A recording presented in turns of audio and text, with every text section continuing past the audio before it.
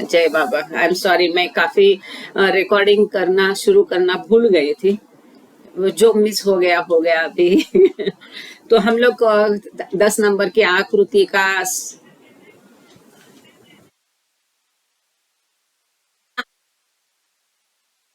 जय बाबा। Thank you, जय Baba Usha ji. Very happy to see you here. काफी दिन बाद। बढ़िया बढ़िया। तो ये आकृति नंबर 10 का हम स्पष्टीकरण देख रहे थे। Appearing suddenly at the end of the 7th December lecture, figure 10 diverts from the creation narrative that has dominated until now and instead shows the 7 planes within the greater frame of the soul's journey from God unconscious into bracket before the creation to God conscious into bracket at the summit of realization। कि जैसा हमने आगे 7 दिसंबर की lecture में देखा था कि evolution और इन्वोल्यूशन कैसा निर्माण होता है, हलचल इसका equal to energy, energy is equal to universal prana, कि ये जो हलचल है, मूवमेंट, ये ऊर्जा के बराबर है। ऊर्जा मतलब वैश्विक प्राण के बराबर है। ये सब आकाश, प्राण, ऊर्जा, ये सब हमने देखा था। और अचानक बाबा ने एक महत्वपूर्ण सेंटेंस लास्ट में, इस लेक्चर के अंत में वो कह के लेक्चर को खत्म किया था कि ईश्वर वन मार्ग सिवाय बद्दुज खोटू, कि ईश्वर और उसके इस एक मार्ग के सिवाय बाकी सब कुछ खोटा है। तो हर जगह बाबा ने, हम जैसा देखते हैं कि हम चार्ट देख रहे हैं अभी, गॉड स्पीक्स जो सोमवार को हमारा लेक्चर रहता है, उसमें हमने एक चार्ट बनाया है समझने के लिए प्लेन्स का। तो इसमें भी हमने देखा है कि ये भूमिका, ये सब भी माया के जगत में है, क्योंकि वहां द्वैत भाव है, अद्वैत भाव नहीं है। तो टेक्निकली भले ऐसा तांत्रिक दृष्टा बताया होगा, पर यहाँ बाबा का कहना का एक अर्थ है कि केवल ईश्वर सत्य है। और इसका मार्ग इसलिए क्योंकि वहां वो ईश्वर की प्राप्ति अनुभव के मार्ग पर चल निकला है, और वो ईश्वर का प्राप्ति उसी मार्ग से होने वाली, इसलिए वो मार्ग भी सत्य है। ऐसा तो यहाँ पर एडिटर्स वही कहते हैं कि अचानक 7 दिसंबर के लेक्चर में बाबा ने ये 10 नंबर की आकृति दी है, जी की 7 नंबर के लेक्चर से अलग है, इसलिए हमने लास्ट टाइम उसको नहीं लिया था। 7 नंबर का लेक्चर जो है 7 दिसंबर का, वो आकाश, प्राण, निर्वात, बबल, ये सब है, बुलबुले, बबूले। तो इस आकृति में अचानक बाबा ने सचेत भगवान और अचेत भगवान, और इसमें जो आत्मा का प्रवास है, अज्ञान आत्मा से लेकर आत्मा नहीं, अज्ञान चेतना से लेकर स्वयं मैं ही ईश्वर हूँ, ये जो आत्मा का प्रवास है, इस आकृति को बाबा ने अचानक से उसको लेक्चर के अंत में दिखाया है। दो दिस एंटायर ग्रेटर मूवमेंट, ये सारी जो पूरी जो हलचल है, ये बहुत बड़ी हलचल है। कौन सी? जो अचेत ईश्वर से लेके सचेत ईश्वर तक। अभी अचेत क्या है, सचेत क्या है, सूक्ष्म चेतन क्या है, स्थूल चेतन क्या है, मनोचेतन क्या है, ये सब हम जानते हैं। जिस भूमिका में वो है, वो आत्मा चेतना की वो स्थिति, वो चेतना जो केवल स्थूल के बारे में कॉन्शियस है, सचेत है, उसको हम स्थूल चेतन कहते हैं। तो वैसे अचेत ईश्वर मतलब उसे चेतना नहीं है, कॉन्शियसनेस नहीं है, पर ब्रह्म अवस्था से लेके सदगुरु अवस्था तक is the story of the divine theme. ये जो दैवी थीम है, इसकी ये कहानी है। Figure 10 does not depict the stages of creation. तो ये 10 नंबर की आकृति में यहाँ उत्पत्ति, उत्क्रांति, पुनर्जन्म, अंतर्वर्ती प्रवास और साक्षात्कार, ये किसी के भी बारे में इस आकृति में बाबा ने कुछ भी बताया नहीं है। केवल अचेत भगवान से सचेत भगवान और वो भूमिकाएं यहाँ पर बाबा ने बताई है। So here editor says, it is the story of the divine theme. Figure 10 does not depict the stages of creation, evolution or incarnation, but involution and realization only. This comports with Baba's exhortation at the end of his lecture, where he tells the boys that nothing matters except God and the path to him.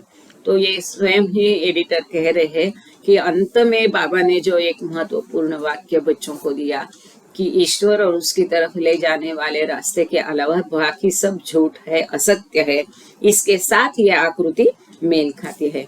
तो यहाँ पर हम अब ये पूर्ण मतलब 7 दिसंबर का चर्चा हम खत्म करके आगे अत्यंत महत्वपूर्ण और उतना ही गूढ़ रहस्यपूर्ण, थैंक यू केतकी ने यहाँ पर ये डायरी से जो ओरिजिनल आकृति निकाली गई थी उसका चित्र यहाँ दिखाया है, वो भी एक बार देख लीजिएगा, क्योंकि कई बार एक महत्वपूर्ण मुद्दे ये ओरिजिनल आकृति में रहते हैं।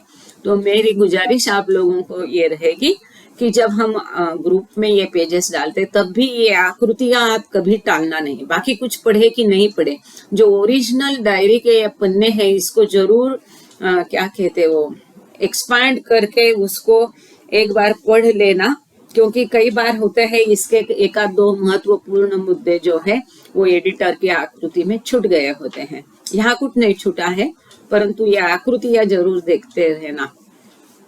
तो अब हम 8 दिसंबर का जो 1927 का दिसंबर बाबा ने लेक्चर दिया है वेस्ट टैंक रूम से, आज नीलम जी यहाँ है, उनकी मदद होगी, उनके हस्बैंड यहाँ पर यदि है तो उनको भी गुजारिश होगी, हम सब मिलके ये पढ़ के समझने की कोशिश करेंगे, क्योंकि ये पढ़ते समय दिमाग ऐसा पूरा घूमने लगता है और एक जो भी है एक कोई इंसिडेंस होगा या बाबा की कार्य प्रणाली ये होगी, ऐसा हम कह सकते हैं। जैसे जैसे हम ये किताब में पढ़ रहे हैं, आगे बढ़ रहे हैं, एक एक विषय आ रहे हैं, इसी विषय पर जो साइंटिफिक वीडियोस है वो देखने को आजकल मिल रहे हैं। तो एग्जैक्टली जिस दिन ये पढ़ के मैं या तो यहाँ पोस्ट किया उसी दिन मुझे एक बहुत सुंदर वीडियो भी देखने को मिला, और वो वीडियो एग्जैक्टली वही था जो यहाँ बाबा ने लिखा है, वही वो वीडियो के माध्यम से उसने सब मतलब एनिमेशन बोलो या जो भी है पिक्चर या फिल्म का जैसा है उस माध्यम से उन्होंने, थैंक यू, ये आकृति पे रहना, ये भी नहीं आकृति अभी हमको 11 नंबर हो गई, आकाश, हाँ थैंक यू, ये आकृति। अभी ये पूरा लेक्चर इस आकृति के ऊपर निर्भर है। ये इसमें एक पोर्शन बाबा ने यहाँ 4 जो है वो नहीं एक्सप्लेन किया, वो आगे के लेक्चर है, लेकिन आगे के लेक्चर के आधार पर एडिटर ने ये आकृति बनाई है, लेकिन इसका मूल जो है वो उससे भी दिलचस्प है, वो भी हम देख लेंगे। तो ये मैं कह रही थी कि ऐसे देखने को आ रहे हैं और वो सब देख के ऐसा सर घूम जाता है, चकरा जाता है। हम सब मिलके इसको समझने की कोशिश करेंगे। जय बाबा, और बाबा हमारी मदद करें। So now we proceed from where we left off yesterday. Baba यहाँ बच्चों को कह रहे हैं कि अभी कल हम जहाँ पर रुके थे वहां से हम आज शुरू करते हैं, और कल हम यहाँ जहाँ से रुके थे मतलब बाबा का कहने का मतलब यहाँ पर क्या है कि आकृति नंबर 8 जो थी, जहां बाबा ने 3 जगत ए, बी और सी कहा था, और जैसे ये जगत जो है जो बिल्कुल उत्पत्ति बिंदु या ओम बिंदु के पास में है और वहां पर मनुष्य का इनहैबिटेशन होता है, वो नष्ट होकर ठंडा हो जाके बाजू में हट जाता है, उसका चांद बन जाता है, फिर उसके नीचे का जगत उसकी जगह लेता है, फिर वो बी की जगह सी लेके उसी लाइन में आगे जो भी जगत है वो एक दूसरे की जगह लेके ऊपर चढ़ते जाते हैं, जैसे एक जगत खत्म होके बाजू हट जाता है। तो ये जो सीधी लाइन थी ओम बिंदु से निकली हुई, ये भी यहाँ पर बाबा ने दर्शाया था। तो हमने इसकी भी चर्चा की थी कि 3 ही जगत पर मनुष्य वस्ती है कि कई जगतों पर है। तो जैसे कि एडिटर ने वहां बताया था कि गॉड स्पीक्स में 229 नंबर पे दिया है कि 18,000 जगतों पर, लेकिन वो सेंटेंस ऐसा है 18,000 words have life, it's not human life. Human life और लाइफ में फर्क अंतर है। तो लाइफ में एनिमल भी आ सकते हैं, जानवर भी आ सकते हैं, वनस्पति भी आ सकती है, कीड़े मकोड़े भी आ सकते हैं।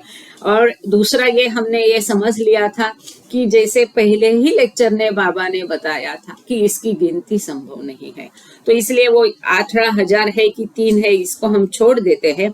फिर बाबा ने ये कहा था कि जैसे हलचल उत्पन्न होती है तो उसमें से ऊर्जा निकलती है, और ये ऊर्जा का और आकाश का घर्षण हो जाता है, उसमें से हॉलोनेस या खोखलापन जो है वो मतलब आकाश है, और इसमें विश्व है। और पहला बबूला ये सारा जो है कि कुछ भी नहीं है, विश्व मतलब एक खोखला है, नथिंग। तो नथिंग एंड एवरीथिंग की थीम भी यहाँ पर हमने देखी थी कि एक महत्वपूर्ण सेंटेंस था, उसको पहले हम बोल के फिर आगे, क्योंकि बाबा ने पिछले लेक्चर का रेफरेंस बच्चों को दिया है और हमारा एक हफ्ता निकल जाता है, तो इसलिए मैं थोड़ा याद करने के लिए ये एक महत्वपूर्ण सेंटेंस है, वापस रिपीट करती हूँ उस पहले वाले लेक्चर से। We conclude therefore that everything is nothing and in nothing there is everything. तो यहाँ पर बाबा ने एक सेंटेंस एवरीथिंग एंड नथिंग का ये किया था कि एक कुछ भी नहीं, केवल ईश्वर अस्तित्व है। So there is nothing but God means nothing में एवरीथिंग मतलब ईश्वर आ गया है, which is to take nothing is there. तो ऐसा बाबा ने नथिंग एंड एवरीथिंग, सब कुछ में कुछ भी नहीं और कुछ में कुछ भी नहीं, उसमें कैसा सम्मिलित है। तो इसके आगे बाबा बच्चों को बोलते हैं कि कल हमने जहां से छोड़ा था लेक्चर उसके आगे हम शुरुआत करते हैं। अब आगे बाबा बता रहे हैं बच्चों को, और हमें यह ध्यान रखना चाहिए कि ये 10 से 14 साल के उम्र के छोटे बच्चे बाबा की स्कूल में मेहर आश्रम में रहते थे, सीखते थे। उनको बाबा ये लेक्चर एकांतवास में शाम को मेहराबाद की पहाड़ी पर देते थे। As we see in figure 8, page number 125, there are 3 words like ours. यहाँ पर फिर बाबा ने 3 ही जगत कहा है। अब ये बाबा ने उदाहरण के लिए कहा कि क्या कहा हमें पता नहीं, तो बाबा ने 3 कहा है तो हम 3 ही लेंगे। As we see in figure 8, जैसे कि हम आकृति नंबर 8 में देखा है कि हमारे जगत जैसे और 3 जगत है, और जिनका नाम हमने ए, बी और सी रखा था, which we label A, B and C. ठीक है। All 3 are inhabited by human beings in their gross forms. ये तीनों जगत में मनुष्य वस्ती है, इनहेबिटेशन, मनुष्य की आबादी है उनके स्थूल रूप में। But realisation can be achieved only in A. लेकिन ईश्वर साक्षात्कार जो है वो केवल और केवल ए नाम जिसको दिया उसी जगत में वो संभव है। और हमने ये भी देखा था कि बाबा ने इसका कारण भी दिया था। और ये जगत मतलब हम लोग जहाँ रहते, बाबा ने कहा मतलब हमारा जगत जहाँ हम हैं, मतलब आज हम उसे पृथ्वी कह रहे। ऐसा क्यों? क्योंकि ये पृथ्वी उत्पत्ति बिंदु या ओम बिंदु से एकदम सट के है, पास में है, बिल्कुल उसके नीचे है। और यही एक जगत है जहां पर तीनों शरीर है, स्थूल, सूक्ष्म और मनो शरीर। और इसका क्या भाग है साक्षात्कार में, यह हम भले भांति जानते हैं, क्योंकि इस मनुष्य योनि में चेतना पूर्ण विकसित होती है। इसके बावजूद ईश्वर साक्षात्कार नहीं होने का एकमेव कारण होता है संस्कार। अब इन संस्कारों को एकदम से पूरा खत्म नहीं किया जा सकता है। तो जो स्थूल संस्कार है वो ढीले कच्चे बन के सूक्ष्म संस्कार बनते हैं। आधे संस्कार वहां खत्म होते हैं सूक्ष्म जगत में। सूक्ष्म संस्कार ढीले कच्चे बन के वो मनो संस्कार बनते हैं। वहां और केवल 25% ही संस्कार बाकी रहते हैं, मतलब और आधे संस्कार खत्म होते हैं। और जो मनो जगत में या मनो शरीर में जो संस्कार रहते हैं वो और भी ढीले कच्चे होते हैं। क्यों? वो लास्ट संस्कार होता है, वो क्या होता है? मैं मतलब मन। वो आत्मा अपने आप को मैं मतलब ये मन इस ऐसा समझता है। वो उसका आखिरी पहला संस्कार कौन सा था? कोहम, मैं कौन, ये इच्छा के साथ पहला संस्कार उत्पन्न हुआ, वो पहला संस्कार हुआ। और मैं मतलब ही यही मन हूँ, ये अपने आप को मन जानता है, आत्मा। ये आखिरी संस्कार होता है जो मनोजगत में, इसे उनको मनोसंस्कार कहते हैं। इन शॉर्ट, तो मनोसंस्कार और कम हो जाते हैं और बाद में मनोसंस्कार खत्म हो जाते हैं। जब ये मनोसंस्कार खत्म हो जाते हैं तब ईश्वर साक्षात्कार होता है। इसलिए ये तीनों शरीरों का महत्व है, स्थूल, सूक्ष्म और मनो शरीर। और ये शरीर केवल और केवल पृथ्वी, हम जहाँ रहे हैं, या ये जगत, हम पृथ्वी भी नहीं कहेंगे क्योंकि बाबा ने पृथ्वी कहा नहीं, आज इसका नाम पृथ्वी है। इसके पहले ये पृथ्वी की जगह और कोई नाम होगा उन लोगों ने दिया हुआ इस ग्रह जगत को।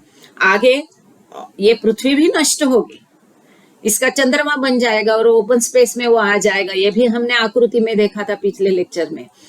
तो आगे इसका नाम और कुछ होगा, इसलिए बाबा ने जैसा लेबल दिया है ABC, तो ये ए जगत में ही केवल ये तीन शरीर रहते हैं। इस कारण ये जगत से ही केवल और केवल ईश्वर साक्षात्कार प्राप्त हो सकता है।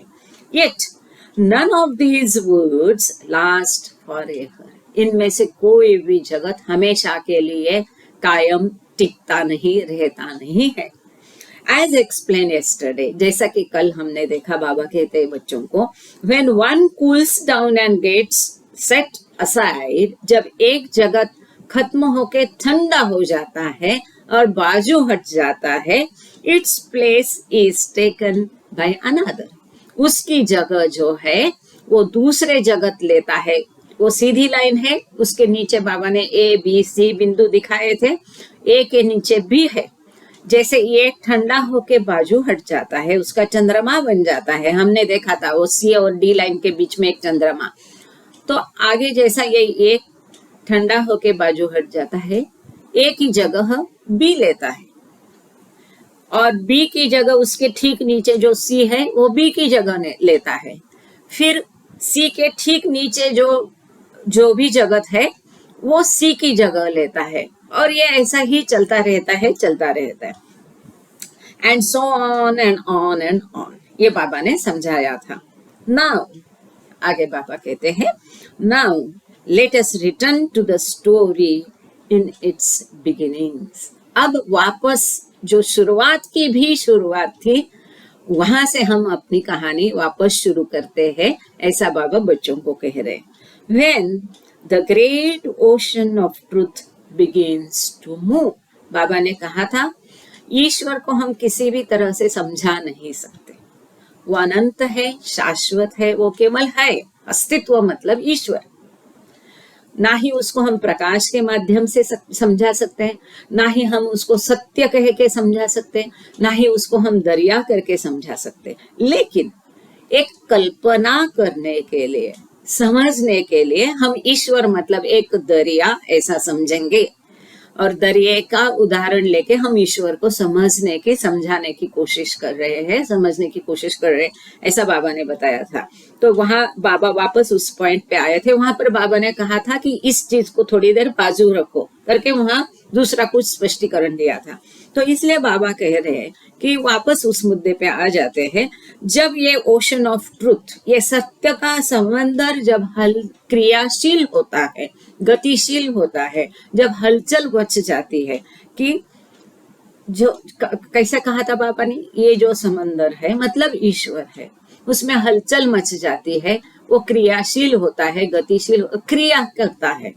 मतलब क्या कि मैं कौन हूं, ये इसमें इच्छा, जो क्रिया के द्वारा वो समंदर और वो जो आकाश है इसमें घर्षण होता है, आकाश और प्राण में घर्षण होता है, ऐसा बाबा ने पिछले लेक्चर में समझाया था।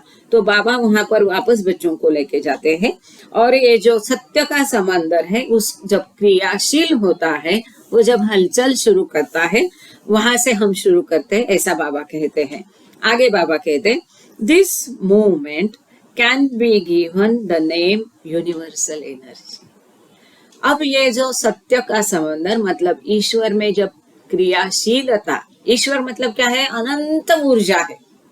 अब उसमें जब हलचल मचती है, जब वो गतिशील होता है, एकदम शांत समंदर था, बिल्कुल शांत, उसमें कोई हलचल नहीं थी। अचानक उसमें हलचल जब हो जाती है उत्पन्न, तो बाबा कहते हैं इस हलचल का या इस क्रिया का या गति का नाम हम देंगे यूनिवर्सल एनर्जी, वैश्विक ऊर्जा। It does not take place outside of, अत्यंत महत्वपूर्ण है, पूरे ध्यान से सुनना, बहुत सुंदर रीत्या बाबा ने समझा है। ये जो हलचल है, यूनिवर्सल एनर्जी है, विश्वात्मक ऊर्जा है, ये समंदर के बाहर नहीं, मतलब इस ईश्वर के बाहर नहीं, मतलब ये ईश्वर मतलब क्या है, अनंत ऊर्जा है, ये अस्तित्व है। तो ये जो प्रचंड ऊर्जा है, वैश्विक ऊर्जा, वो भी उसी के अंदर है। हमने यहाँ पर समंदर मतलब ईश्वर कहा को समझ रहे हैं, ईश्वर के रूप को हम समंदर की उपमा दी है। तो यहाँ से जब गतिशील होता है तो प्रचंड ऊर्जा निर्माण होती है। ये ऊर्जा भी, ये वैश्विक ऊर्जा भी, ये समंदर का ही हिस्सा है, समंदर से ही निकली है, वो समंदर के बाहर नहीं है। It is not outside the दरिया और ओशन, इस समंदर के बाहर ये ऊर्जा नहीं है। It is from and with in दरिया। ये वैश्विक ऊर्जा भी कहाँ से उत्पन्न हो गई, समंदर से ही उत्पन्न हो गई और समंदर में ही है। वन कैनॉट कॉल इट अलग और सेपरेट।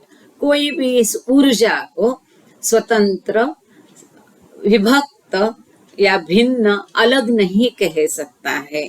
वो वन कैनॉट कॉल इट अलग और सेपरेट फ्रॉम दरिया। इस दरिया से, समंदर से वो अलग नहीं है।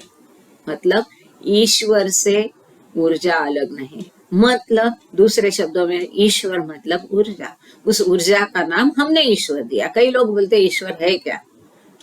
अरे आज जो कह रहे वो ये ऊर्जा है, कोई शक्ति है, उसी का नाम हमने दिया है ईश्वर। ये हमने देखा था लास्ट टाइम, जैसा हम सबका कोई ना कोई नाम है। आगे बाबा कहते हैं, all this is to say that the movement is caused by no outside force but arises from within दरिया itself। ये जो हलचल हो गई, एक जो क्रिया हो गई, ये गतिशीलता आ गई, वो बाहर से कहीं से आई क्या? नो, नहीं, ये बाहर से कहीं से आई नहीं। ये ऊर्जा उसके अंदर से ही आई, उसी के अंदर है और उसी के अंदर से ही आके ये गति उत्पन्न हो गई, क्रियाशीलता हो गई है। It has not come out from outside, बाहर के किसी भी शक्ति के कारण ये उत्पन्न नहीं हुई है, किंतु वो दरिया में से ही उत्पन्न हो गए। मतलब सबका कर्ता धर्ता जो हम ईश्वर कहते हैं, उसी के बारे में इस तरह से बाबा समझा रहे।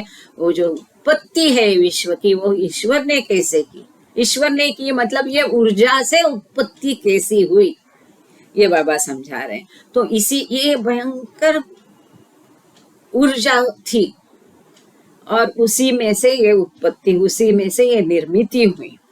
एंड को arising and concurrent within the movement came the emptiness, poker within Darya as the hollow empty space between two waves created by the movement।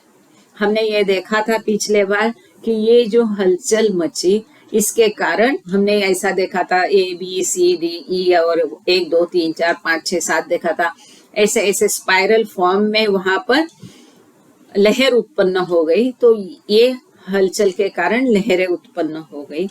तो ये जो पोकड़ है, खालीपन भी इस हलचल के कारण, इस ऊर्जा के कारण, जैसे कि हमने पिछले लेक्चर में देखा कि ये ऊर्जा और आकाश, इनका आपस में घर्षण हो गया, टकराव हो गया, इसमें से खालीपन भी उत्पन्न हो गया। पोकड़ जो खोखला है, एम्प्टी है, वो भी उत्पन्न हो गया। तो इसी के साथ, इस हलचल के साथ ही, इस गति क्रिया के साथ ही क्या आया? खालीपन आ गया, पोकड़ हो गया, खोखला हो गया, वो भी कहाँ हो गया? वो भी दरिया के अंदर ही तैयार हो गया, वो कहीं दरिया से बाहर नहीं तैयार हो गया। There is nothing outside of God. ईश्वर के सिवाय, उसके अलावा, उसके बाहर कुछ भी नहीं है।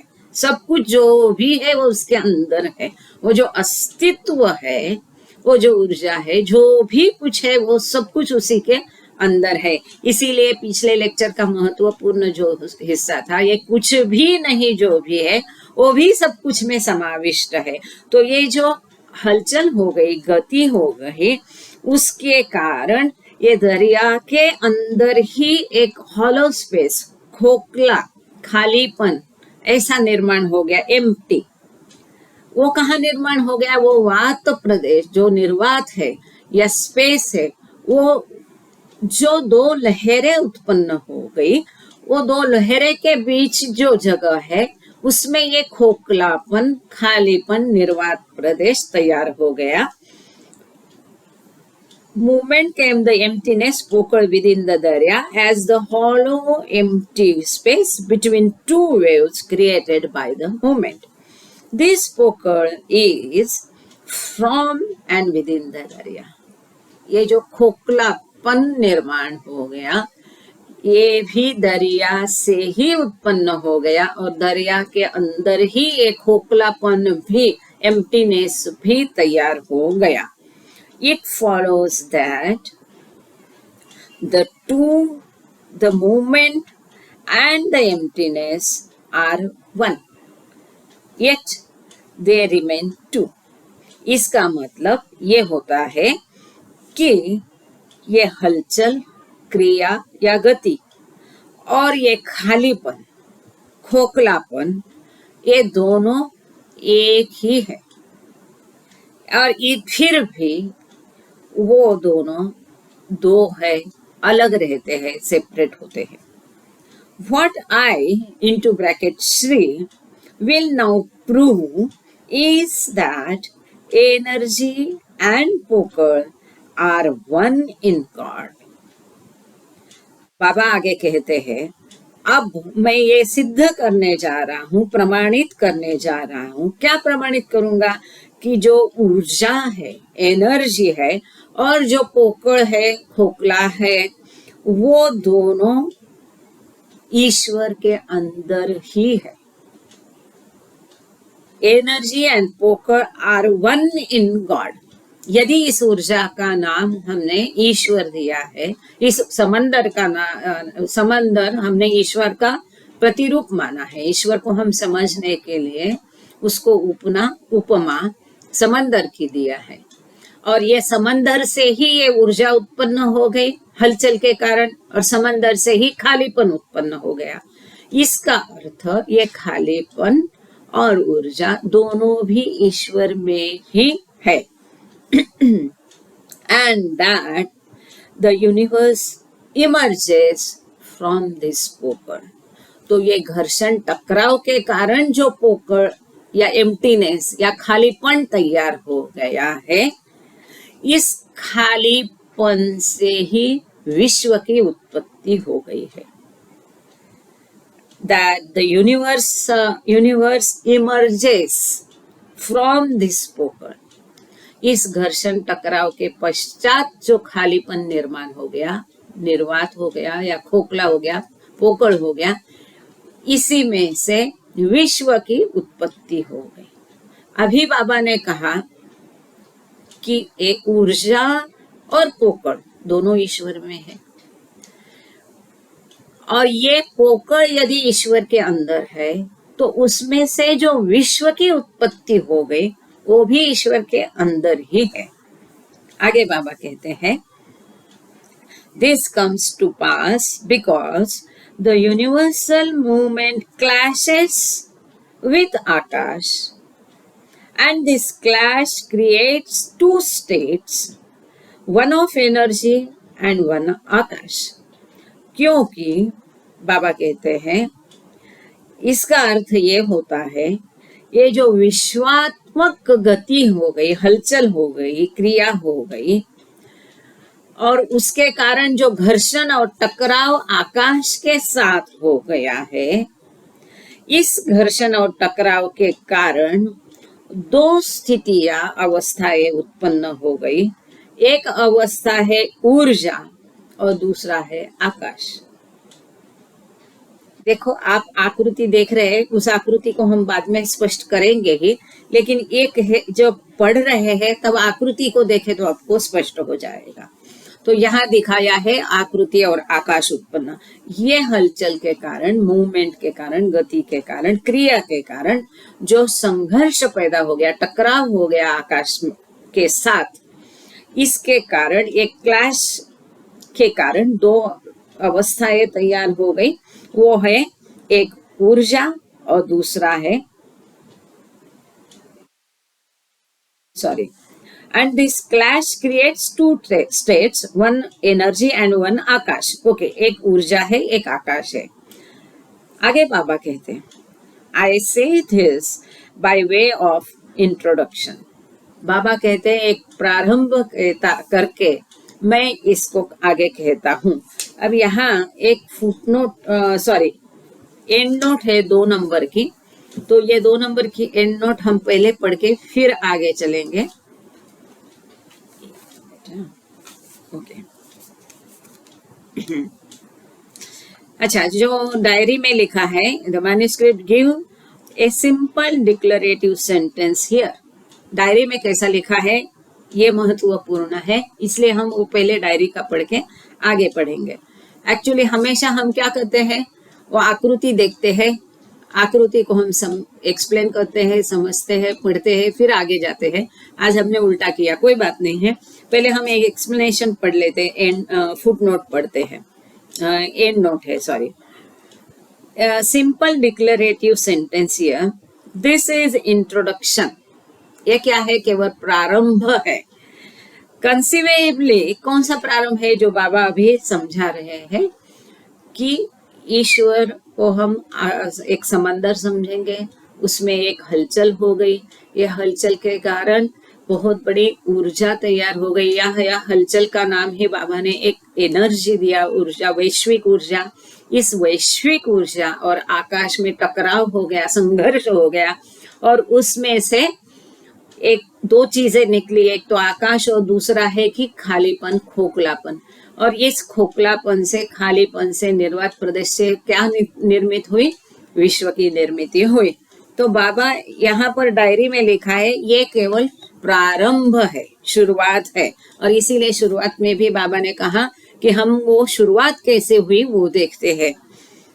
Conceivably, this could mean that the emergence of the 2 states, energy and akash, is an introduction to subsequent developments। अब ये यहाँ कहते हैं, इसका अर्थ ये हो सकता है, हम ये भी समझ सकते कि ये प्रारंभ ऐसे हुआ सृष्टि का, विश्व का।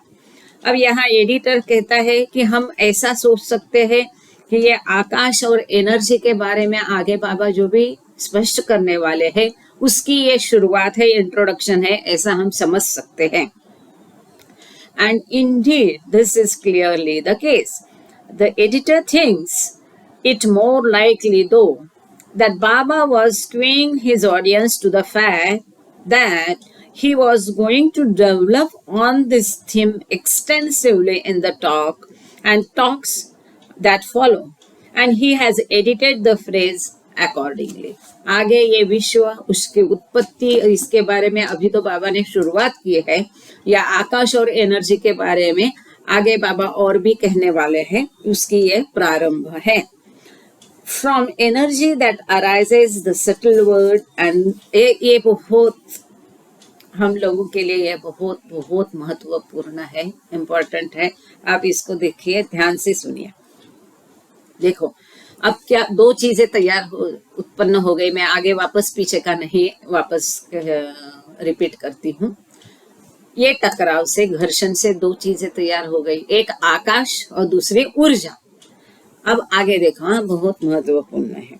ये सब सूक्ष्म, किसी ने पूछा था ये सूक्ष्म जगत कहाँ से आता है वगैरह का, ये यहाँ उत्तर है। From this energy state arises the subtle world. ये दो चीजें उत्पन्न हो गई, एक तो एनर्जी, दूसरा आकाश, ऊर्जा और आकाश। ये जो ऊर्जा है या शक्ति है, इसमें से सूक्ष्म जगत निकलता है, आता है, होता है। From the energy state arises subtle world. और जैसे कि हम सब लोग जानते हैं कि सूक्ष्म जगत मतलब क्या है? शक्ति का जगत है, प्राण शक्ति का जगत है। जैसे मनोजगत है, वो सब मन का है, वहां मन के दो भाग है, एक विचार है, दूसरा भावना है। स्थूल जगत है, उसको भी हम देखा है। सूक्ष्म जगत ये प्राण शक्ति का जगत है। ये हम अभी मंडे के लेक्चर में देख रहे हैं कि सूक्ष्म जगत मतलब ये क्षेत्र किसका है, ये टेरिटरी किसकी है? शक्ति, ऊर्जा, इसकी ये जगत है। ये कहाँ से उत्पन्न हुआ, ये कहाँ से आया ये सूक्ष्म जगत? तो ये जो टकराव हुआ उसमें से जो ऊर्जा उत्पन्न हुई, शक्ति आई, ये शक्ति में से ये सूक्ष्म जगत की उत्पत्ति है। मतलब जो अमर्याद वैश्विक ऊर्जा है वो सारी इस सूक्ष्म जगत में भरी है।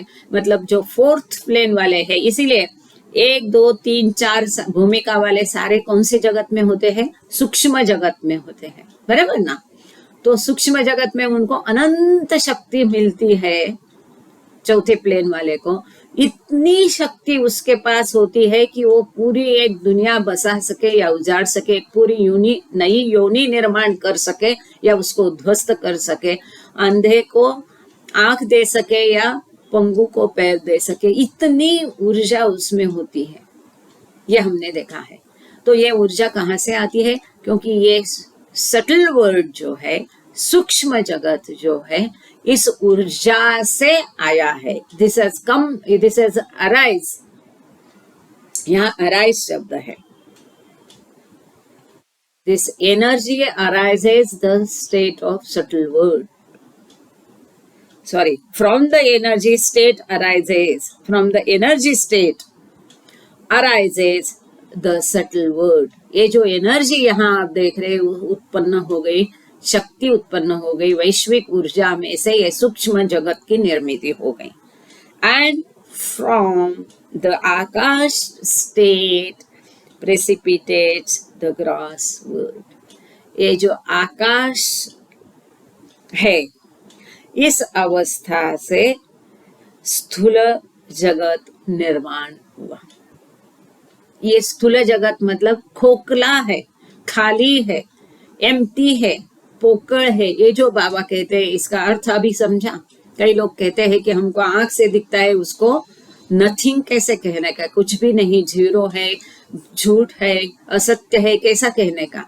क्योंकि उसकी उत्पत्ति ही खालीपन से हुई है। आकाश से जो ये जो टकराव हुआ, इस टकराव से दो चीजें उत्पन्न हुई। एक आकाश की निर्मित हुई और दूसरी हुई ऊर्जा की उत्पत्ति। ऊर्जा में से सूक्ष्म जगत या सटल वर्ल्ड की उत्पत्ति हुई और आकाश से स्थूल जगत की उत्पत्ति हुई। यह महत्वपूर्ण है। Energy forms itself into 7 divisions. ये जो एनर्जी है, वैश्विक ऊर्जा है, शक्ति है, ये 7 भागों में विभाजित की जाती है। एनर्जी फॉर्म्स इटसेल्फ, ये ऊर्जा अपने आप को 7 विभागों में विभाजित, रूपांतरित करती है। Form itself, energy forms itself into 7 divisions. अपने आप को वो 7 विभागों में स्थित करती है। Whereas Akash gives rise to one state only. लेकिन आकाश केवल एक ही अवस्था को निर्माण करता है। इसको मैं एक बार वापस इंग्लिश में एज इट इज पढ़ती हूँ, क्योंकि ये अत्यंत महत्वपूर्ण है। हम लोग जब गॉड स्पीक्स पढ़ते हैं उसमें जब हम समझते हैं कि वो निमजे ने पूछा था ये सूक्ष्म जगत मनोजगत ये सब स्टेट्स ये भूमिका ये क्या है, तो वहां हम ये तो पढ़ते हैं कि वो सूक्ष्म जगत में है मनोजगत में है सूक्ष्म शरीर का उसको भान है, तो ये कहाँ से आया ये यहाँ बाबा ये टीनेजर बच्चों को समझा रहे। From the energy state arises the subtle world and from the Akash state precipitates the gross world. Energy forms itself into 7 divisions, whereas Akash gives rise to one state only. अत्यंत महत्वपूर्ण है। आगे बाबा कहते हैं, we have been speaking of Akash. But what exactly is it? आगे बाबा बच्चों को पूछ रहे हम कब से आकाश आकाश कह रहे हैं, लेकिन वास्तव में ये आकाश है क्या? ठीक है, Where does it come from? ये कहाँ से आया? Let's answer this question in the form of a theoretical proof. बाबा कहते हैं सवाल बाबा ने बच्चों को पूछा जो उनके मन में चल रहा होगा कि ये आकाश कहाँ से आया, तो बाबा कहते हैं एक सैद्धांतिक प्रमाण या समीकरण के माध्यम से इस प्रश्न का हम उत्तर देंगे। अब वो सैद्धांतिक प्रमाण या प्रश्न का या इक्वेशन या समीकरण क्या है, ये बीजगणितीय है। हमारे ग्रुप में अभी पंडित लोग हैं, शिक्षक लोग हैं, साइंस वाले हैं, तो आराम से आप लोग समझ पाओगे और बाबा प्रेमी जो है ही है। So let's answer this question in the form of a theoretical proof. Take Paramatma as equivalent to knowledge. So equation क्या होगा, यहाँ एक समीकरण क्या होगा, परमात्मा इज इक्वल टू नॉलेज, है ना। आगे कैसा ऐसा ये सॉरी मैं सोचा था एक कागज में बड़ा से लिख के उसको भी प्रेजेंट करूं, रह गया सॉरी। तो परमात्मा इज इक्वल टू नॉलेज, परमात्मा ये क्या है, मतलब एक ज्ञान है। यदि ऐसा हम एक समीकरण बनाते हैं तो हम आगे क्या कह सकते हैं, then we could say that knowledge is equal to everything is equal to light is equal to भरपूर।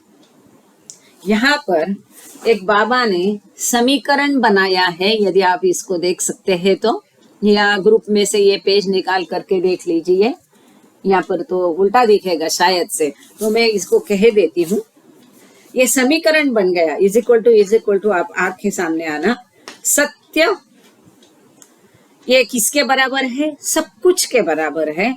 सब कुछ किसके बराबर है, प्रकाश के बराबर है।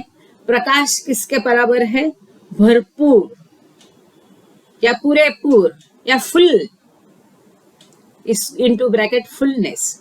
नॉलेज बहुत महत्वपूर्ण है, इसको समझेंगे तभी आगे हम कुछ समझ पाएंगे, इसलिए इसको समझने की कोशिश करना। नहीं समझा तो मुझे रोक देना, बता देना। Knowledge is equal to everything is equal to light is equal to भरपूर इनटू ब्रैकेट फुलनेस।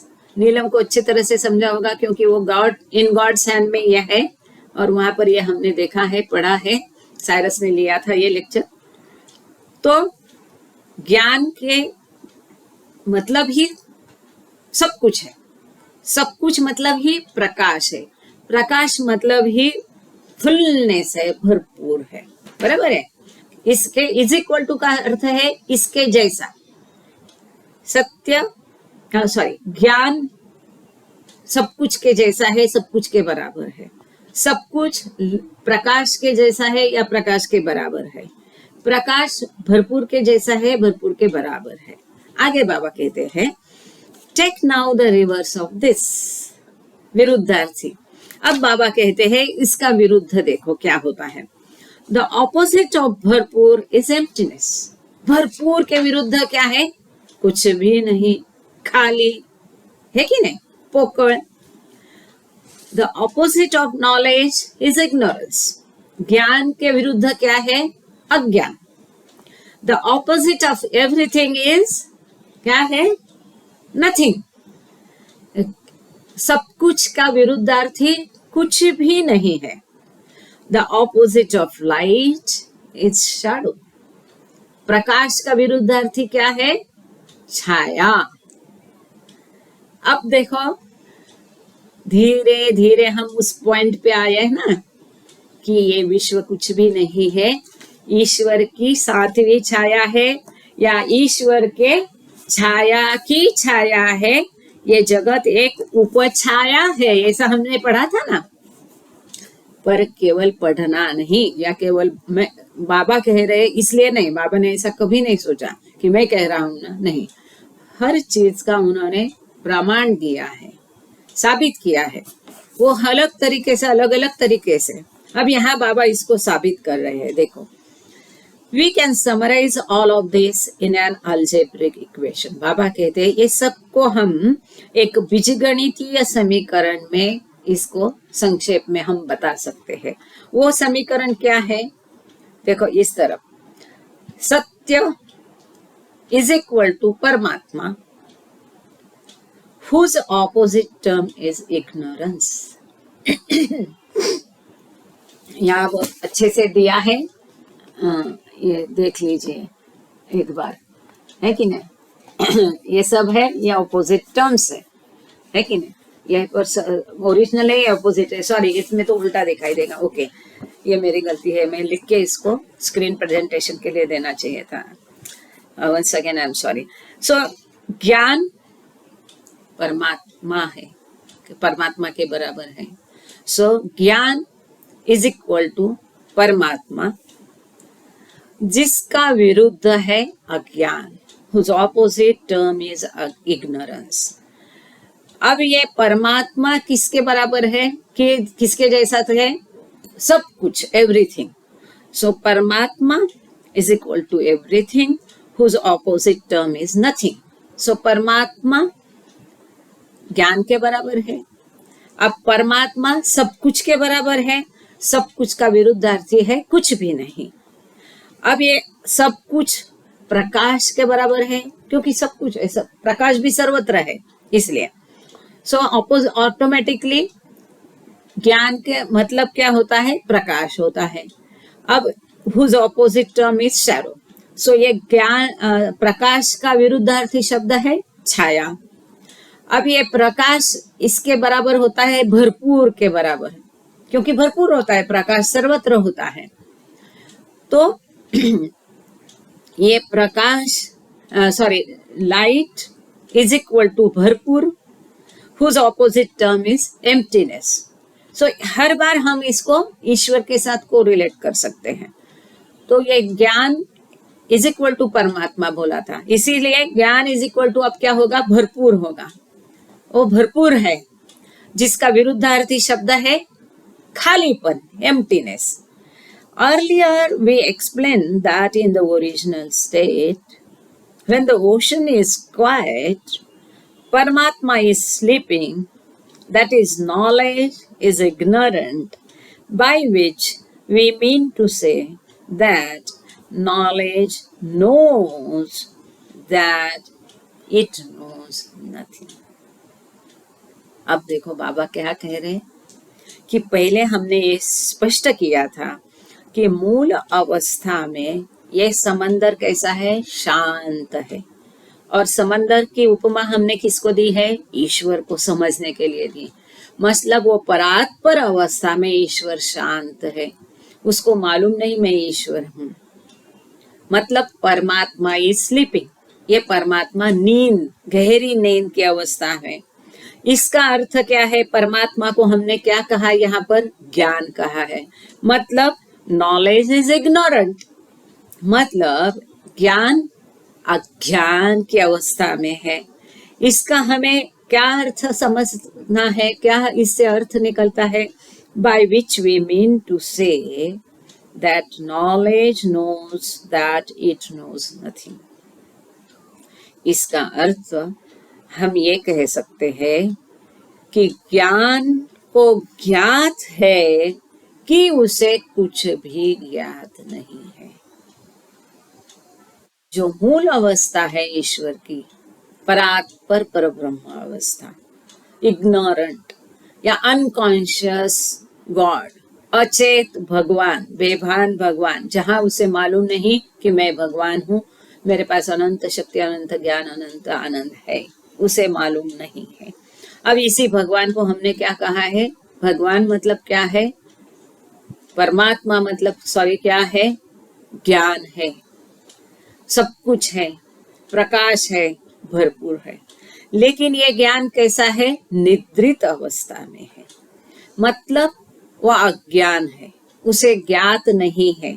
मतलब ज्ञान को ज्ञान है कि उसे ज्ञान नहीं है, ज्ञान को ज्ञात है कि वह अज्ञान है। मतलब ज्ञान में अज्ञान समाविष्ट है, आया कि नहीं? ज्ञान में अज्ञान भी है, जब उसे मालूम नहीं, नोज नथिंग, मतलब कुछ भी मालूम नहीं, ये तो मालूम है ना, उसको मालूम है, उसे ज्ञात है कि मुझे ज्ञात नहीं है, तो मैं अज्ञानी हूं, इसका ज्ञान तो उसे है कि नहीं? उसे ज्ञात है कि मुझे ज्ञात नहीं है, मतलब किसी मुझे कुछ आता नहीं है, ऐसा हम जब कहते हैं मुझे कुछ नहीं मालूम है, तो मुझे मालूम नहीं है, मुझे आता नहीं है, मैं अज्ञानी हूं, इसका ज्ञान तो मुझे है। Now when does this knowledge, the knowledge of ignorance come? तो ये जो ज्ञान है, अज्ञान का ज्ञान, मालूम नहीं, ये मालूम होना, ये कभी हुआ? मुझे ज्ञात नहीं है, इसका भान, इसका ज्ञान मुझे कब आया? ये जो ज्ञान है, अज्ञान का ज्ञान कब आया? समझ रहे ना आप? अज्ञान का ज्ञान कब आया?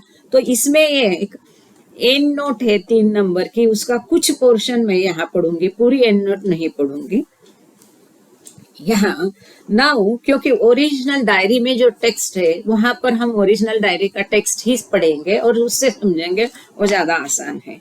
Now original text reads, now when does this knowledge come? या अज्ञानता का ज्ञान कब आया?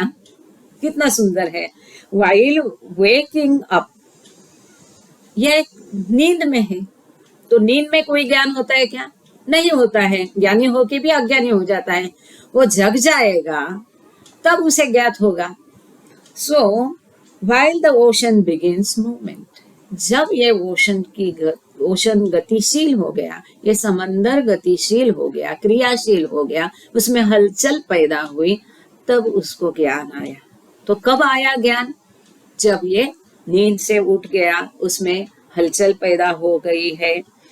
नाउ सिंस नॉलेज, अब देखो हर जगह बाबा ने नॉलेज का के कैपिटल लिखा है, जैसा गॉड का जी हम कैपिटल लिखते हैं, बहुत सारे यूएसए वगैरह वाले नहीं लिखते हैं, पर हम लोग गॉड के बारे में कुछ लिखना है तो ही एच कैपिटल लिखते हैं, है ना? तो वो लोग ऐसा नहीं लिखते हैं, खैर वो अलग विषय है। तो यहाँ बाबा ने जहाँ भी नॉलेज का उल्लेख किया है, KNOWLEDG, नॉलेज, तो हर बार बाबा ने के कैपिटल में लिखा है। क्यों?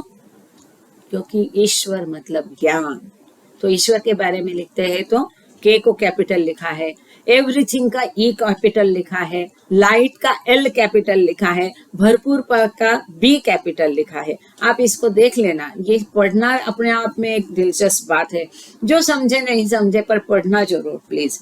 तो आगे यहाँ लिखा है, now since knowledge with capital के हैज बीन इक्वेटेड विथ परमात्मा, जब ये ज्ञान परमात्मा के जैसा है, बराबर है, ऐसा कहा है, which has no beginning, to ask where knowledge comes from, यहाँ knowledge is in small case। जब यहाँ लिखा है, बाबा ने जब ये सवाल किया यहाँ पर, now when does this knowledge come? The knowledge of ignorance. जब द नॉलेज ऑफ इग्नोरेंस लिखा तो के कैपिटल है, पर जब लिखा कि व्हेन डज दिस नॉलेज कम, तो नॉलेज का के यहाँ स्मॉल लिखा है।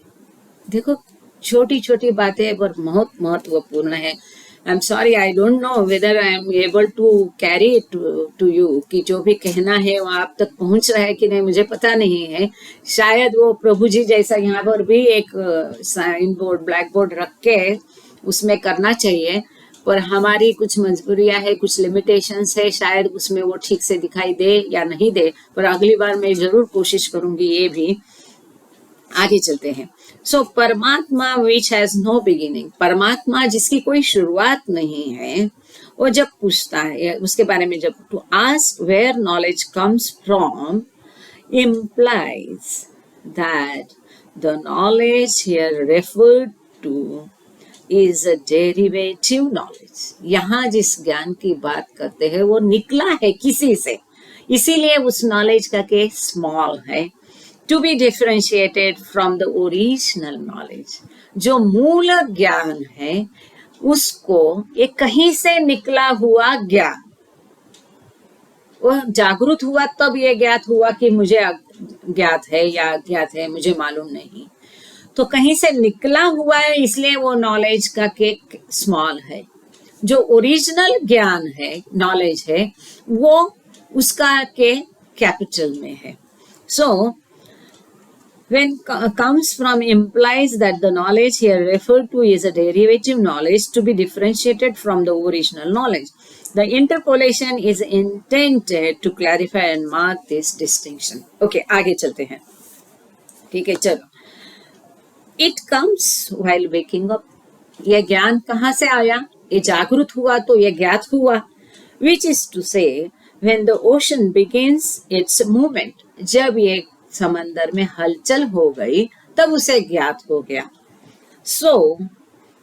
पर यह ज्ञान कैसा था? जैसा कि हम देखते हैं, ये नेणी में त्रिल आत्मा, मतलब ये आत्मा कि जिसे ज्ञात नहीं है मैं कौन हूं। अब जब उसे चेतना आई उस आत्मा को, वो चेतना कैसी थी? भारित चेतना थी, गलत चेतना थी। जब ये पशु योनि में था तो अपने आप को पशु कहलाता था, एक कीटक योनि में था तो अपने आप को कीटक कहता था, वनस्पति में था तो कहता था मैं वनस्पति हूँ। जब ये मनुष्य बना तो ये चेतना कहती कि मैं मनुष्य हूँ। जब ये सप्त भूमिका में है, जब ये सूक्ष्म जगत में है, तो ये चेतना कहती है कि जो भी उसकी स्थिति है, सेकेंड स्टेज, थर्ड स्टेज, तो वहीं पे उसको लगता है ये अंत है, ये मेरा फाइनल एम यहाँ पर प्राप्त हुआ है। जब ये मनोजगत में जाता है तो उसको लगता है कि मैं मतलब ये मन हूँ। तो ये जो भारित चेतना है, इसके बारे में यहाँ पर बाबा अलग शब्दों में बच्चों को समझा रहे हैं। So at this stage knowledge knows that it is ignorant. जब ये समंदर निद्रावस्था में से जागृत होता है, उसमें हलचल पैदा होती है, तो वो क्या पूछता है? कौन? मैं कौन हूं? उसे मालूम नहीं है। तो ये जो अज्ञान का ज्ञान उसे तब प्राप्त होता है। ये जो अवस्था है क्रियाशील होने की, वो समंदर क्रियाशील होने की अवस्था, ये वह बिंदु है जब उसे ज्ञात हुआ कि उसे ज्ञात नहीं है। और अज्ञान का ज्ञान ये मूवमेंट की, गतिशीलता की अवस्था में, या जब वो निद्रित अवस्था से जागृत हो गया, तो ये जागृत अवस्था होने का क्षण है, वो क्षण ही है जब उसे अज्ञान का ज्ञान हुआ। Now just think this through. अब आगे एक बार इसे पढ़ते। It comes while waking up, which is to say when the ocean begins its movement. So at this stage knowledge knows that it is ignorant. Now just think this through. अब इसके बारे में वापस एक बार देखते हैं, विचार करते हैं। Knowledge is present and knowing is present as the knowing that I am ignorant. ज्ञान है अस्तित्व में है, और जानना, ज्ञात होना भी अस्तित्व में है।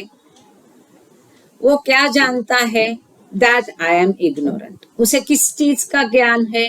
कि मुझे ज्ञान नहीं, इस चीज का उसे ज्ञान है। This very I am ignorant is itself a kind of knowledge. मैं अज्ञानी हूं, इसका ज्ञान होना भी एक प्रकार का ज्ञान है। कितना सुंदर है। मैं अज्ञानी हूं, ये ज्ञात होना भी एक प्रकार का ज्ञान है। ठीक है ना, समझ में आ रहा है? So in this state of knowledge we find all three. ये जो ज्ञान की अवस्था है, मुझे ज्ञात नहीं है या मैं अज्ञानी हूं, इसका ज्ञान होना, ये भी एक ज्ञान है। अब इस ज्ञान की तीन अवस्थाएं हैं: नॉलेज, नोइंग एंड इग्नोरेंस। ज्ञान, ज्ञात होना और अज्ञान।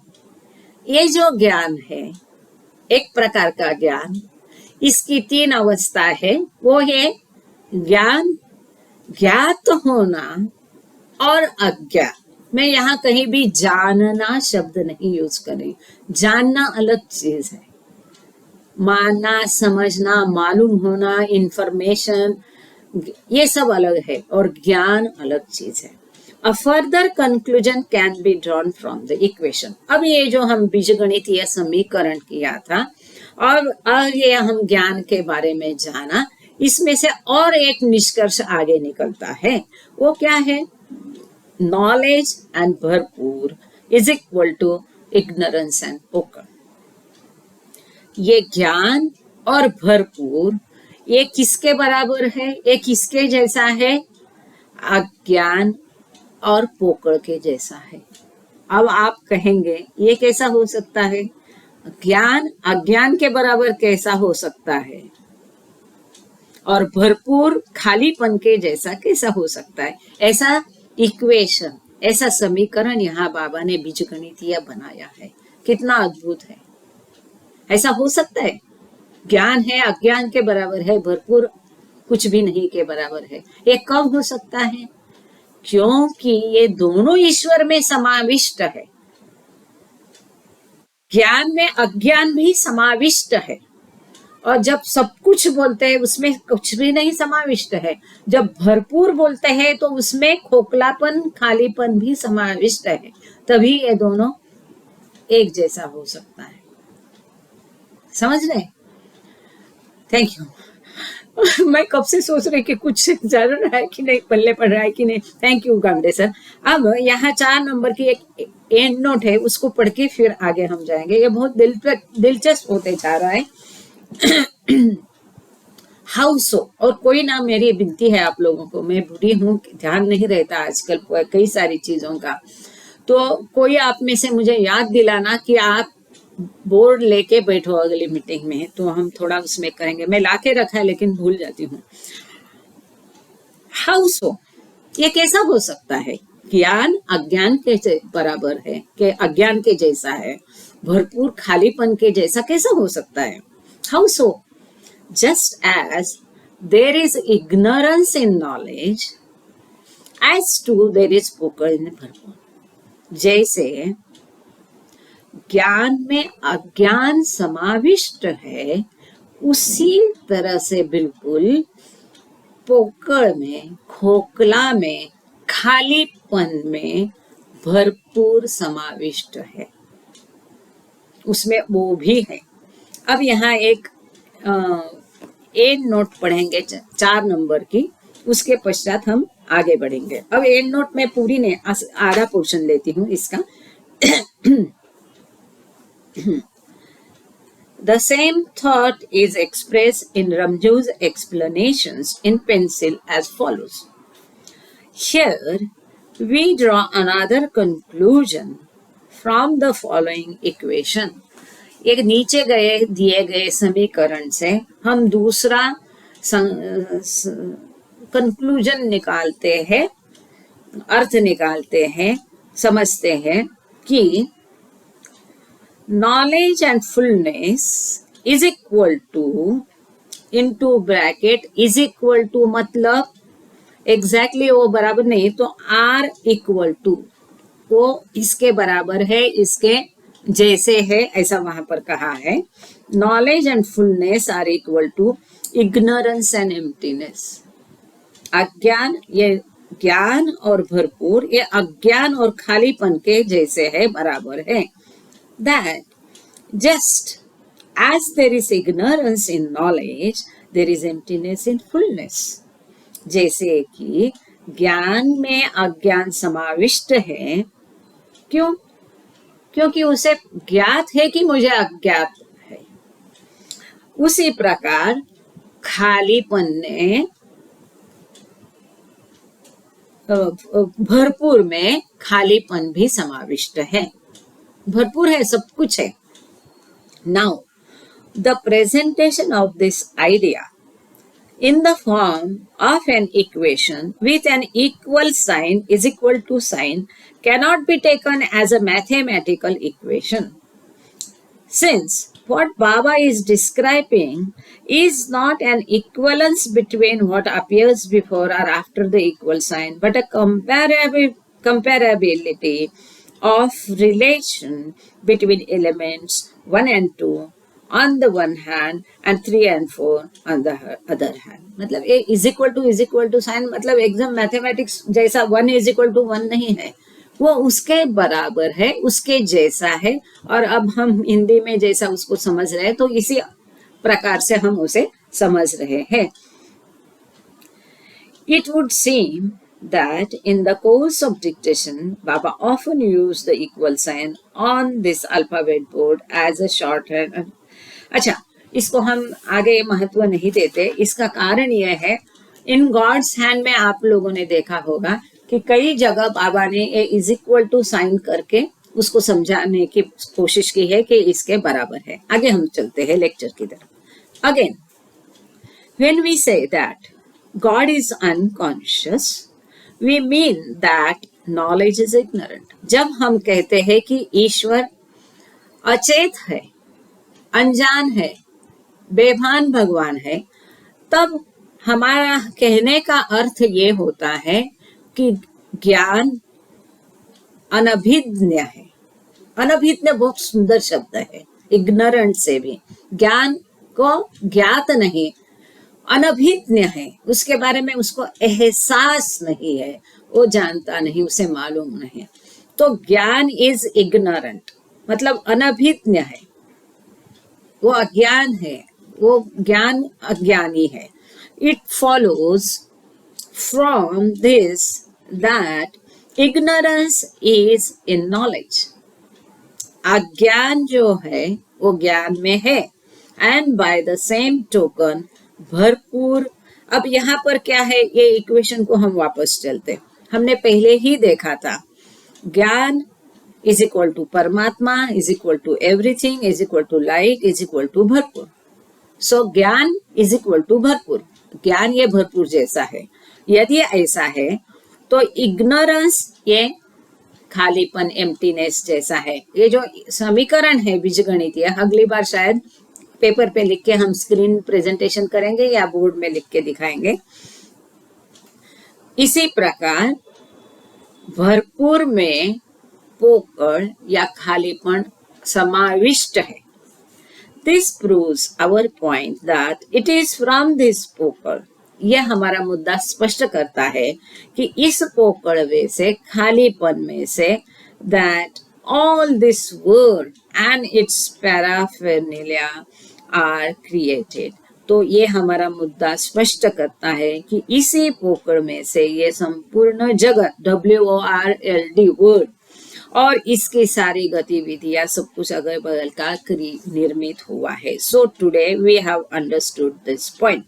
आज हमने इस मुद्दे को समझ लिया है. अनफॉर्चुनेटली आज क्या हमने उल्टा किया है कि इस आकृति और उसका स्पष्टीकरण ये बताना रह गया, पर शायद हम उसको अगली लेक्चर में ले लेंगे. ये 4 लाइना खत्म करके हम आज रुकेंगे. उसके पहले एक तो किसी को कोई सवाल है या कुछ कंफ्यूजन है या कुछ शेयर करना है या कुछ समझा नहीं, तो बेझिझक पूछ लीजिए। ये मत समझना कि बाकी लोग क्या सोचेंगे या मैं क्या सोचूंगी। दूसरा, हमने पिछली बार ये तय किया था कि जिसे प्रेयर करना है वो अपना हैंड रेज करके अपने हिस्से में वो खींच ले प्रेयर का मौका। ये 2 चीजें आप चार्ट में डाल दीजिए। तब तक मैं आगे 4 लाइन कंप्लीट करती हूँ, क्योंकि ये महत्वपूर्ण टॉपिक है और एक बैठक में ये पूरा होगा तो अच्छा है। In God energy and akash always abide. ईश्वर में ऊर्जा और आकाश दोनों स्थित है, अस्तित्व में है। Even when God is unconscious and the ocean is quite. जब ये ईश्वर अचेत अवस्था में, स्लीपिंग में होगा, सोया होगा, जागृत नहीं होगा, उसे ज्ञात नहीं होगा, वो अचेत अवस्था में होगा, ये समंदर शांत होगा, तब भी उसमें आकाश भी है, उसमें एनर्जी भी है, प्राण भी है उसमें, और शक्ति भी है। But when motion arises, being then made conscious. परंतु जब ये क्रियाशील होता है, गतिशील होता है, इसमें हलचल उत्पन्न होती है, तब इसके बारे में वो कॉन्शियस होता है, सचेत होता है। They manifest. उसके देखो, ईश्वर यदि एक समंदर है, वो शांत है, तब भी उसमें ज्ञान और ऊर्जा अस्तित्व में है, भले वो सोई हुई अवस्था में है। जब ये जागृत होगा तब, या जब उसे भान होगा, चेतना होगी, तब ये ऊर्जा और आकाश का प्रकट होता है, ये प्रकट होती है, ये ऊर्जा प्रकट होती है, उसका प्रकटीकरण होता है, वो मैनिफेस्ट होती है। ये बहुत महत्वपूर्ण है। चाहे ज्ञान हो, चाहे भगवान हो, चाहे आप परमात्मा समझो, चाहे आप उसे समंदर समझो, ये जब अनकॉन्शियस स्टेट में है, अचेत अवस्था में है, या यदि हम उसे समंदर कहते हैं, तब वो जो शांत अवस्था में है, तब भी उसमें ये भरपूर ऊर्जा और आकाश स्थित है, अस्तित्व में है, इट एग्जिस्ट। केवल जब ये समंदर में हलचल होगी या ये अनकॉन्शियस गॉड सचेत होगा, तभी इस ऊर्जा का और आकाश का प्रगटीकरण होगा, ये प्रकट होगी, वो उसमें है। एंड व्हेन, मतलब सुप्त है, गुप्त है। And when this energy within God clashes with this akash, और जब ये ऊर्जा ईश्वर के अंदर में जो ऊर्जा है, ये आकाश के साथ जब उसका टकराव होता है, घर्षण करती है, ये आकाश भी ईश्वर के अंदर ही है, they manifest in the form of lightning. वो एक बिजली जैसे रोशनी के रूप में ये प्रकट होती है। The first creation is this clash, और rather the cause of this clash which lies in knowledge being ignorant. तो ये जो पहली निर्मिति है, वो ये घर्षण या ये टकराव, ये पहली निर्मिति है। किंबहुना, क्या तो ये घर्षण का कारण ये पहली निर्मिति है, जो कि ज्ञान में अज्ञात स्थिति में उपस्थित है। हेलो, ये the first creation is this clash. पहली निर्मिति ये घर्षण है, टकराव है। ये घर्षण या टकराव किसमें है, ये आकृति पता रहे थे वही सही है। खेद कीजिए, आप जो पहले आकृति बताई, जो घर्षण और टकराव की ही वो आकृति है, इसी के बारे में चल रहा है। ये जो घर्षण या टकराव है, यही पहली निर्मिति है। इस निर्मिति से क्या उत्पन्न हुआ, इससे भी महत्वपूर्ण है कि ये घर्षण का, टकराव का कारण क्या है।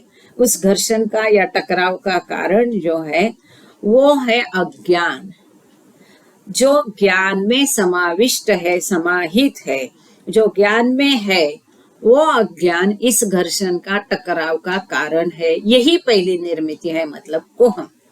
ये जो आकृति पहले की दिखा रही थी, जहां आप ये चौकोन जैसा देख रहे थे और बहुत सारा बिजली प्रकाश देख रहे थे। आकृति 11 ही बराबर था, यहाँ पर वही ठीक था, कोई बात नहीं। इनटू ब्रैकेट दिया है, for depiction of this clash see figure 11 on the next page. ये नहीं, 11 नंबर बाबा कहते हैं इसके स्पष्टीकरण, हाँ यही चल रहा है हमारा कि ये देखो दोनों बगल में आप देख रहे हैं, एक बाजू में आकाश है, एक साइड में ऊर्जा है, और ये कहाँ से निकला है, ऊपर देख रहे ज्ञान, ये परमात्मा जैसा है, मतलब ज्ञान मतलब परमात्मा। इस परमात्मा से या ज्ञान से, जो कि विश्वात्मक मन है, इसमें से एक प्राण है, ऊर्जा है, दूसरा आकाश है। जब ये दोनों इसमें स्थित है, परंतु जब उस ज्ञान को पता होता है, ज्ञात होता है कि मैं अज्ञान हूं, मैं कौन हूं, जब इसमें हलचल होती है तब जाके ये दोनों दो साइड में है, देखो दो साइड में है।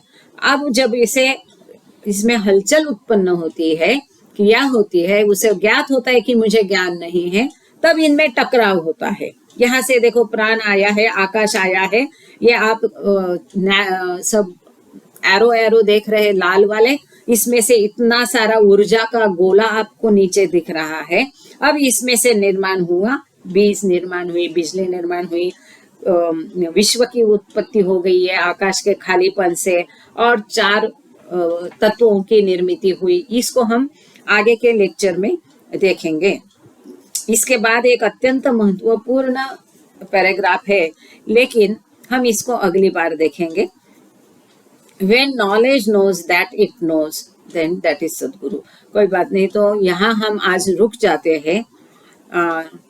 ये इस पैराग्राफ को हम अगली बार वापस रिपीट करेंगे, क्योंकि ये महत्वपूर्ण पैराग्राफ है। तो अगली बार हम ये पैराग्राफ रिपीट करेंगे, आगे एक और महत्वपूर्ण पैराग्राफ है वो देखेंगे, या आकृति का स्पष्टीकरण और आकृति भी देखेंगे।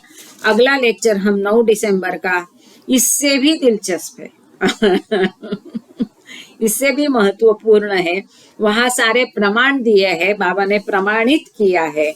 तो आगे के लेक्चर शुरू करने के पहले ये थोड़ी चीजें इस लेक्चर में रह गई, उसको हम आगे। अच्छा, किसी का सबके आभार, थैंक यू बाबा।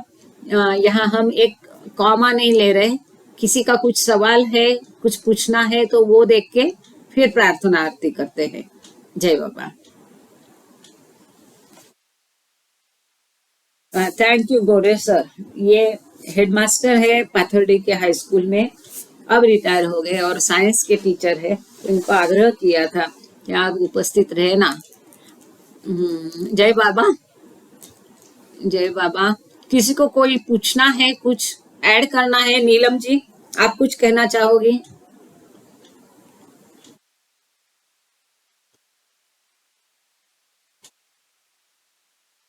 आप कुछ कहना चाहोगी इसमें?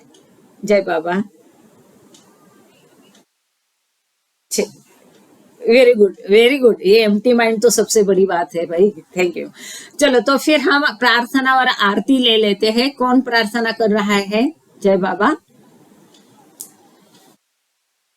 हाँ जी, हाँ, हैंड रेस किया है किसी ने, बोलिए बोलिए। जय बाबा।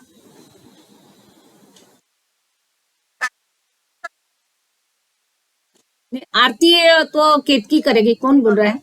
या श्वेतांबरी करेगी? बराबर, ठीक है। हाँ, मुझे नहीं मालूम कौन बोल रहा है, मैं देख नहीं पा रही हूँ, आपका वीडियो चालू नहीं है ना?